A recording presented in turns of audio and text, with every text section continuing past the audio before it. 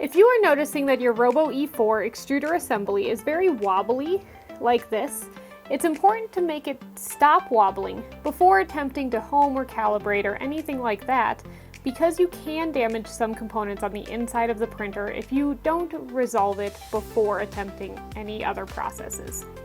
However, the fix is very easy. The first place to check is the 4 screws on the bottom back of the extruder assembly here. Most of the time, these are tight and not the cause of the issue, but check there first as they're easy to get to. Once you've verified that those are tight, you need to actually check inside the assembly itself. So, on the right-hand side, loosen the 2 screws with your Allen wrench over here, and the 1 set screw on the left side as well.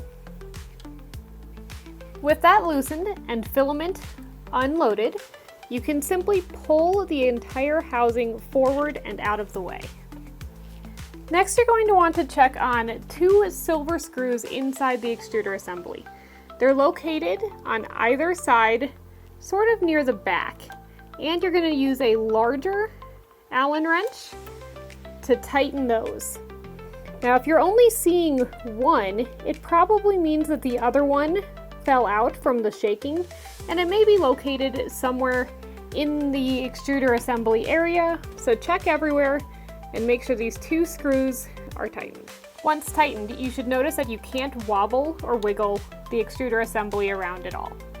You can now slide the extruder housing back into place and then tighten with the 3 set screws.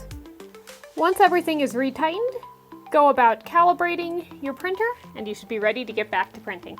Thanks for watching.